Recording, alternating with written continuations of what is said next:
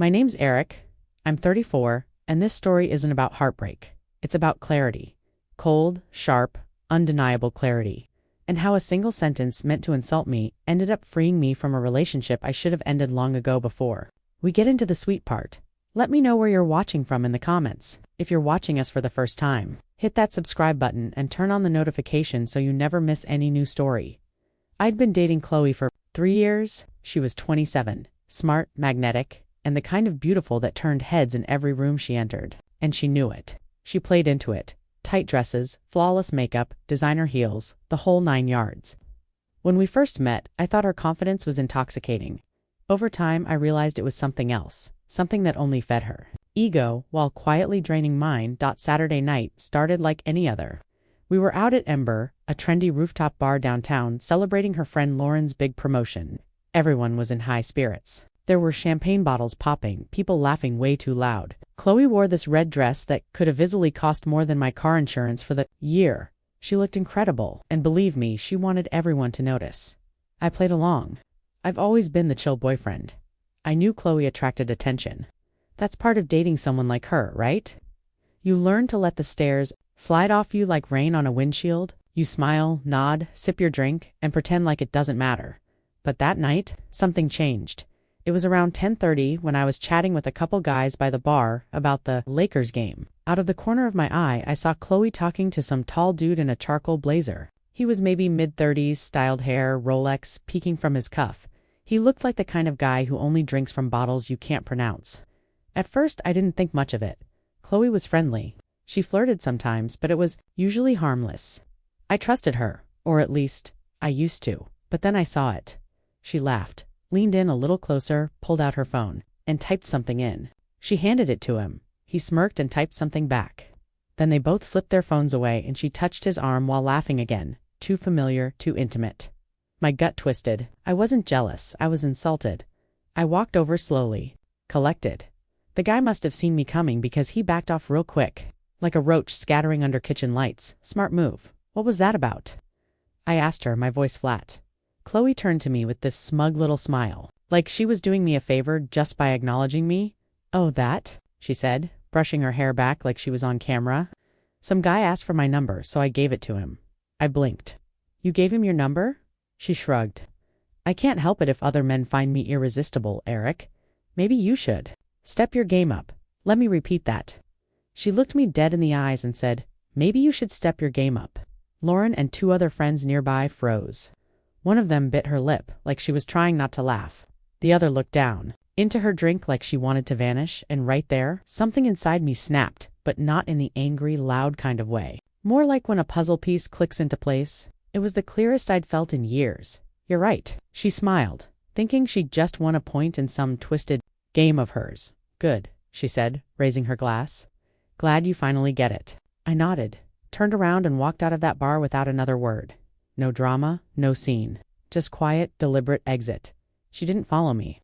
Maybe she thought I was going to cool off and come crawling back. That's what she was used to. But that night, walking through the city streets with the cold air biting my face, I knew I was done playing the fool. I got home and just sat on the couch, staring at the wall for a while. Not sad, not angry, just done. I'd spent 3 years loving someone who treated attention like currency and me like an ATM. I paid for her lifestyle, supported her when she was between jobs, took her on trips, covered rent, groceries, her gym, her car payments, hell, even her phone bill. And in return, I got mocked in public and told to step it up. Nah, I was good. I slept like a baby that night. The next morning, I woke up with a plan. Not fueled by rage or heartbreak, just logic. Chloe had moved in a year and a half ago but never got her name added to the paperwork.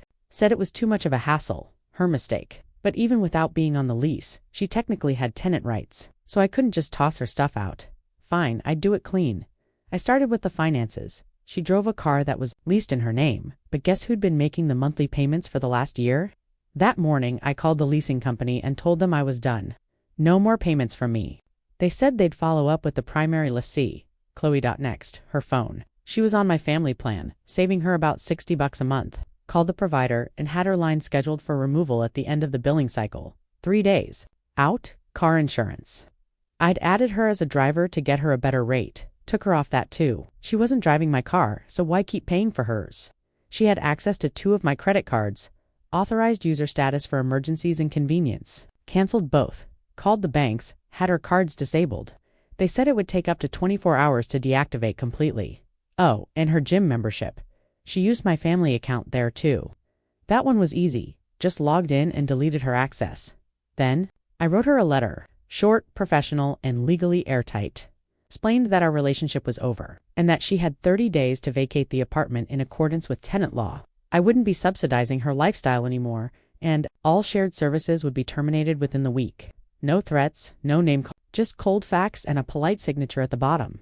I left the letter on the kitchen counter, taped right next to the coffee maker. I knew she'd see it when she came back from wherever she ended up. After the bar, I didn't send any angry texts. Didn't call her, didn't warn her, she'd find out soon enough. She told me to step my game up. I did, and trust me, she didn't see it coming. Sunday morning, I woke up with more mental clarity than I'd had in years. No second guessing, no regrets, just a clear sense of purpose. Chloe had crossed a line the night before.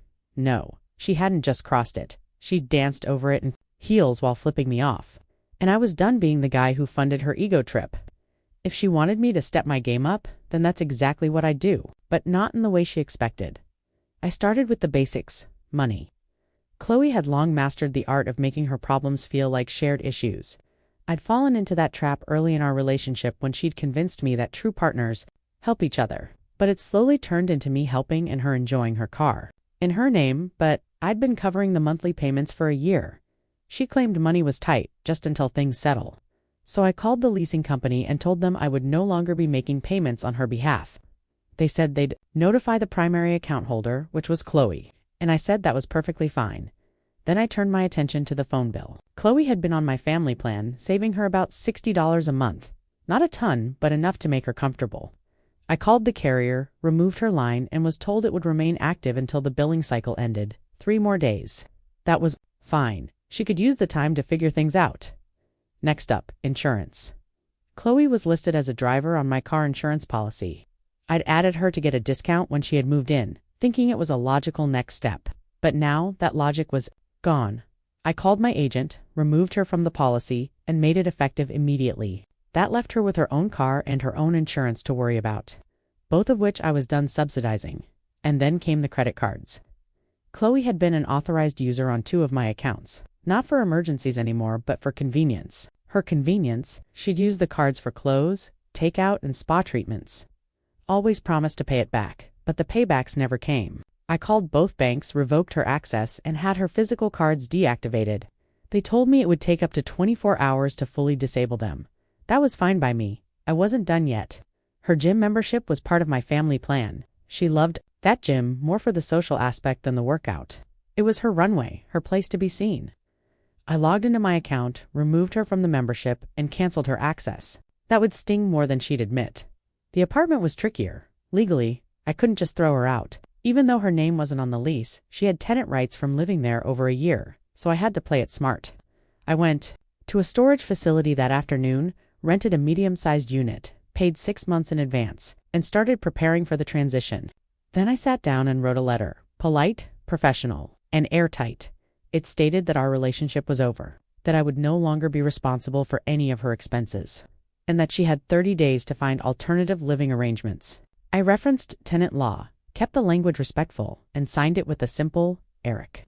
I left it on the kitchen counter next to the coffee maker. I knew she'd see it when she came back. If she came back, she returned around 7 p.m. still. In last night's dress, makeup faded, hair tangled, eyes tired. She looked around the apartment like it was unfamiliar, like it might suddenly start shifting beneath her feet. When her eyes landed on the letter, she picked it up with an annoyed frown. I sat quietly on the couch, sipping tea, watching her. "Read it, Eric," she said finally. "What is this?" "A 30-day notice to vacate," I replied calmly. "Also a notice that I'm done paying for anything related to you." She blinked, not quite registering it. "You're kicking me out?"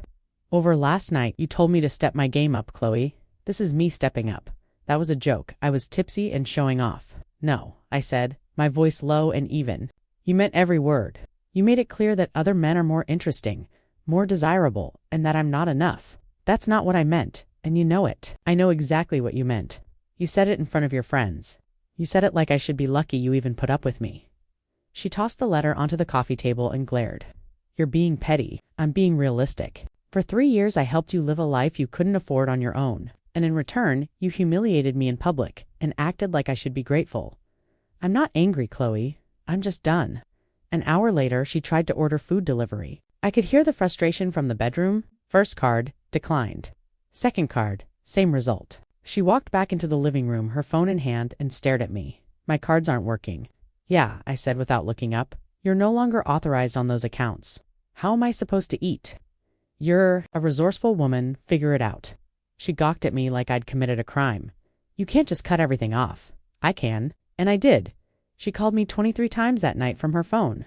I answered twice. The rest went straight to voicemail. One message was her crying. Another was her swearing at me. I listened to neither all the way through by Monday morning.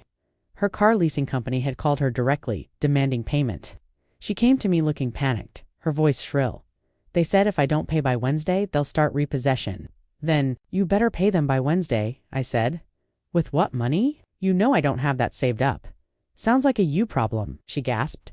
That's so cold. No, Chloe, this is warm. Cold would be throwing your stuff out and changing the locks. I'm giving you 30 days, a storage unit, and a chance to stand on your own 2 feet. That's generous. She spent the rest of the day frantically texting her friends, trying to borrow money. Amanda lent her enough to cover the car payment, but made it clear it was a one-time thing. Tuesday rolled around, and her phone finally cut off. She tried calling me from Amanda's phone. Eric, my phone's been suspended. I know. You're no longer on my plan. How am I supposed to get a new one without money? I guess now's a good time to learn how to manage your own bills. She was silent for a moment. Then, you're enjoying this? No, Chloe. I'm just not rescuing you anymore. Wednesday, she went nuclear, showed up at my office unannounced. Security called to say there was a woman asking for me. I went down out of sheer curiosity. She looked exhausted. Dark circles, no makeup, hair pulled back in a messy bun. Eric, she said, please, I can't do this. I can't afford all this stuff on my own. Then maybe you shouldn't have told me I needed to be better. I was drunk? I was stupid. No, you were honest. For the first time, you showed me what you actually thought of me. I didn't mean to hurt you. You didn't hurt me, I said. You freed me. And with that, I turned and walked back to my office. I didn't look back. I didn't have to. That night, the silence in the apartment felt like peace. For the first time in a long time, I wasn't walking on eggshells. I wasn't wondering what mood she'd be in or how much I'd have to cover this month. The weight was gone. She had 30 days. I had my life back. The silence was addictive.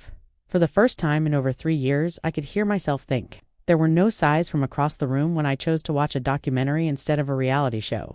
No passive-aggressive remarks about my low energy or my average taste. Just me, my space, and the quiet hum of my own peace. But the silence didn't last long. By the start of the second week, Chloe was bouncing from couch to couch like a college student after a dorm eviction. Amanda housed her for the first few days, but even that arrangement started to crack. I heard through the grapevine, mostly unsolicited texts from Amanda, that Chloe wasn't trying to find a new apartment. She was still stuck on me, still convinced she could fix things. She talks about you like this is just a fight, Amanda texted one night. Like she can apologize and move back in. I didn't respond. I didn't need to. Chloe had never believed consequences applied to her. Not really. She thought the world bent to her charm, that if she pouted or cried or guilted someone hard enough, things would go back to how they were. But not this time. By Friday, Amanda called me.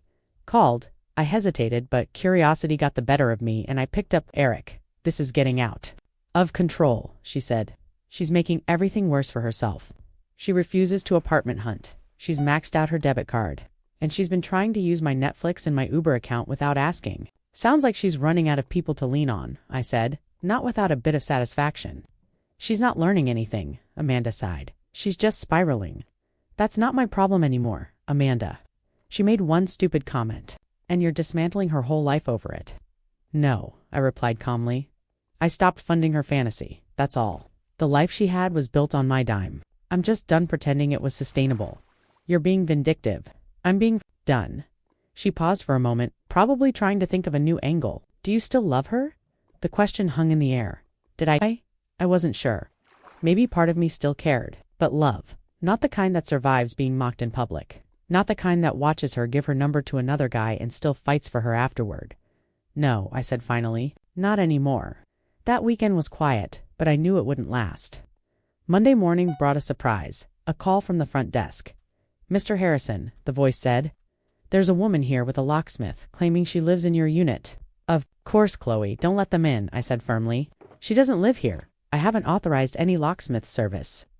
The receptionist assured me they'd handle it. Apparently, the locksmith asked for proof of authorization, and when Chloe couldn't provide it, he bailed. Another failed attempt. Minutes later, my phone rang. "Unknown number," I answered. "Eric, what the hell is wrong with you?" Chloe's voice exploded through the speaker. "You left all my stuff locked in your apartment.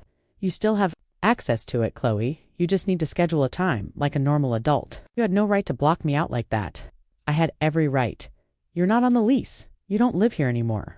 I have clothes in there, furniture, my things, and you're entitled to pick them up with notice. You are not entitled to break in with a locksmith." Her voice cracked. "I need my things now. Then text me, choose a date and time. I'll be there." She hung up. An hour later, a text arrived. She asked to come by Wednesday evening with a truck and Amanda to help. I replied with a simple, "Wednesday, 6 p.m. I'll be here." Wednesday came fast. I spent the morning cleaning up, more for myself than for her. I wanted my apartment to feel like mine, like the sanctuary I'd reclaimed. I opened windows, put on music, and even lit a citrus candle. Chloe always hated petty. Maybe satisfying. Absolutely. When 6 p.m. hit, a small moving truck pulled up outside. Chloe stepped out first, wearing jeans and a hoodie. No heels, no makeup, no red dress, just a woman who looked like life had caught up to her. Amanda followed, looking uncomfortable. I nodded to both and opened the door. I stayed out of there. Way as they packed up her things, bedroom first, clothes, shoes, vanity table, then the living room, her books, decorative pillows, the wine rack she insisted we needed but never used. Each box was like watching the clutter of our relationship disappear one piece at a time. After 3 hours, they were almost done. Chloe stood in the now empty bedroom, looking around like she didn't recognize it. She turned to me, her voice soft. "It feels weird, like I was never even here." I nodded. "You were, but it's different now." She looked at me, her eyes searching. "It doesn't have to end like this, Eric." I didn't answer. "We can work through it," she added. "People come back from worse." I let out a slow breath. "You told me to step my game up, that I wasn't enough, that other men were more interested. I took you seriously. That night changed everything." Her shoulders dropped. I was showing off. I was being stupid. "You were being honest," I replied. "You said exactly what you thought of me." She hesitated, then said, "I didn't think you'd actually walk away." "That's the problem, Chloe. You thought I never would." She didn't respond. Amanda came in, signaled that the truck was ready. Chloe looked around one last time, then back at me. "I hope someday you'll understand. I didn't mean to hurt you." I looked her in the eyes. "I already do, but it still happened." She walked out. Amanda followed. I locked the door behind them and leaned against it. For the first time, the place felt empty, but not lonely, just clean. Just mine. Later that night, I changed the locks. A month later, I ran into her at the grocery store. She was in the produce section, digging through bags of apples with a coupon book in her hand. She looked up and froze when she saw me. For a moment, she didn't know what to do. Then she raised a hand slowly and gave a small wave. I nodded politely. No smile, no hard feelings, just acknowledgement. Two people who used to share a life and now, DID and single quotes T. Amanda told me later that Chloe got a studio apartment across town. Her parents had to co-sign because her credit wasn't strong enough. She was working longer hours to afford everything she used to take for granted. Car, phone, gym, insurance, groceries. Apparently, she canceled half her streaming subscriptions because she didn't realize how expensive they were on her own card.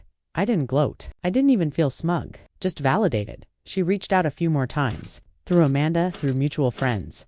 Apologies, reflections, regrets. She said she wanted another chance. That she understood now. That she was ready to be better. But I wasn't. Her Saturday night comment was meant to push me into proving myself, fighting for her, earning her attention instead. It made me realize I didn't need to, and that was the biggest game level up of all. The guy from that night, the one she gave her number to, never called. Amanda told me he was married, just collecting numbers like trophies. Chloe had waited by her phone for days. That attention she chased so hard it never came. And me. I was busy rediscovering myself. I picked up painting again, reconnected with friends I hadn't seen in years. Took a weekend trip solo for the first time in my life and actually enjoyed the quiet. Sometimes, stepping your game up isn't about chasing people who don't value you. Sometimes it's about finally choosing yourself, and I did. Thank you for watching. Don't forget to like, share, comment, and subscribe to the channel for more of these stories.